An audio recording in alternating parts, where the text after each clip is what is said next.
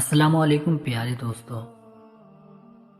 پہلے وقتوں میں کسی کو کوئی بھی حاجت درپیش ہوتی یا کوئی مشکل ہوتی تو وہ حاجت مند کوئی کام کرنے سے پہلے مشورہ لینے کے لیے کسی بزرگ کے پاس ضرور جاتا تھا۔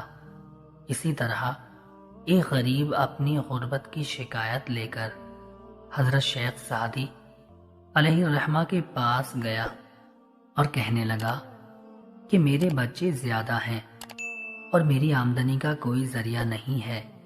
اب مجھ میں فاقہ کی ہمت نہیں رہی۔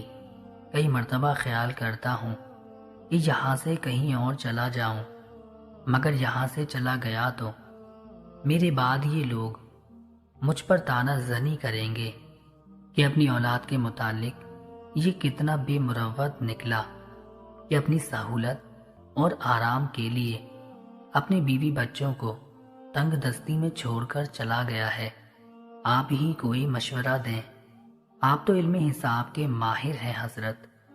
مجھے کسی بادشاہ کی نوکری میں دے دیں، آپ کا احسان ہوگا۔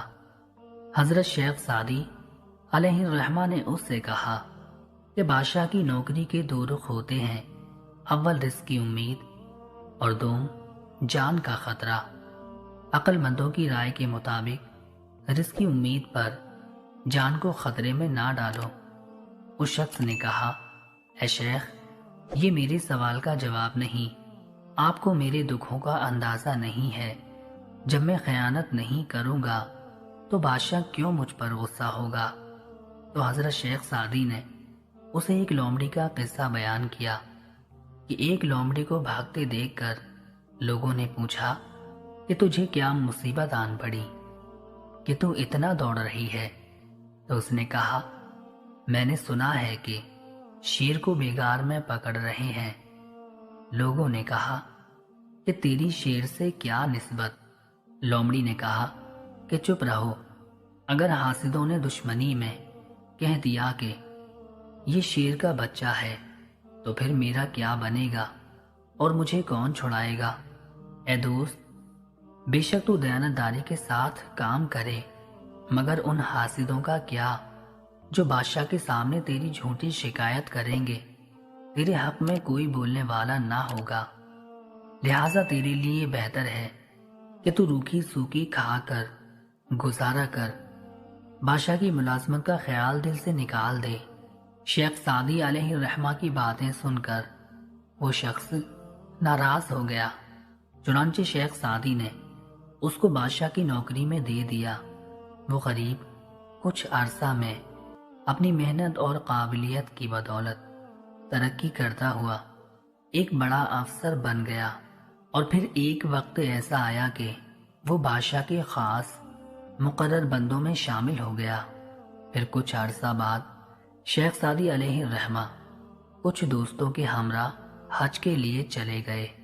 جب حج کی سعادت سے واپس لوٹے تو وہی شخص پھر پھٹے پرانے کپڑوں میں تھا۔ اس کی یہ حالت دیکھی تو شیخ نے حیرت کا اظہار کیا اور پوچھا کہ تیرے ساتھ یہ کیا ہوا ہے؟ تو اس نے کہا کہ آپ کا کہا سچ ثابت ہوا، میرے حاسدوں نے مجھ پر خیانت کا الزام لگایا اور بادشاہ نے صحیح معنوں میں تفتیش نہیں کروائی۔ میرے تمام رفقا اور دیرینہ ساتھی سب سچ بولنے سے ڈرتے تھے، لہٰذا خاموش رہے، تمام پرانے تعلقات کو نظر انداز کر دیا۔ لوگ بڑے آدمی کی تعریف کے لیے سینے پر ہاتھ باندھتے ہیں، اگر زمانہ اس بڑے آدمی کو گرا دے تو یہی لوگ اسے پاؤں تلے رون ڈالتے ہیں۔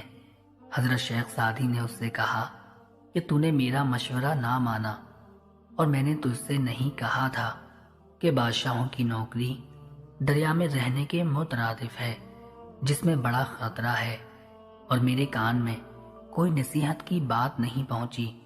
تو کیا تو جانتا نہیں کہ میرے پاؤں میں بیڑیاں پڑ سکتی ہیں؟ اگر تجھ میں دوسری مرتبہ ڈنگ کھانے کی سکت نہیں ہے تو بچھو کے بل میں کیوں انگلی ڈالتا ہے؟ نصیحت ضرور نفع دیتی ہے۔ دانا شخص اپنے تجربے اور علم کی بدولت تمہیں کوئی نصیحت کرتا ہے، جبکہ بے وقوف شخص اپنی نا تجربے کاری اور کم علمی کے باعث سراسر نقصان اٹھاتا ہے۔ اللہ تعالی ہم سب مسلمانوں کو سمجھنے کی توفیق عطا فرمائے، آمین یا رب العالمین۔